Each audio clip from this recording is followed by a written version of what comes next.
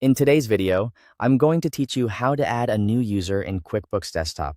To get started, open QuickBooks Desktop and sign into your company file using the admin account. This is important because only the admin user has access to manage users and permissions. If you're logged in with a standard user account, you may not be able to complete these changes. Once you're inside your company file, go to the top menu and click Company.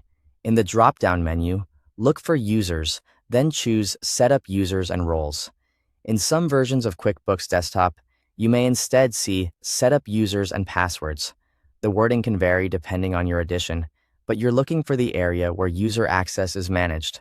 If QuickBooks asks you to confirm the admin password, go ahead and enter it to continue. This extra security step helps protect sensitive company data and ensures that only authorized users can make account changes. Now click New to create a new user. A setup window will appear where you can enter the user's details. Start by typing a username for the new account. You may also have the option to create a password for that user. If you do, choose something secure and easy for the user to store safely. Keep in mind that strong login credentials help reduce the risk of unauthorized access. Next, assign one or more roles to the user.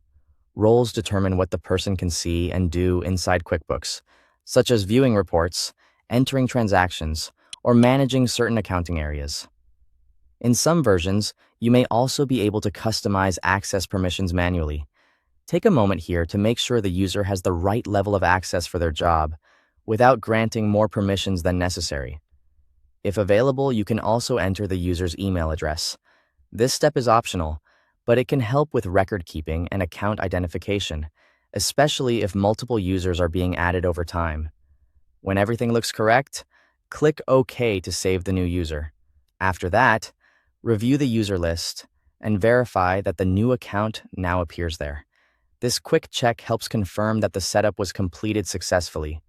Finally, share the username and password with the new user so they can sign in. Be sure to send login details securely and only to the intended person, and that's it. You've successfully added a new user in QuickBooks Desktop. Thanks for watching.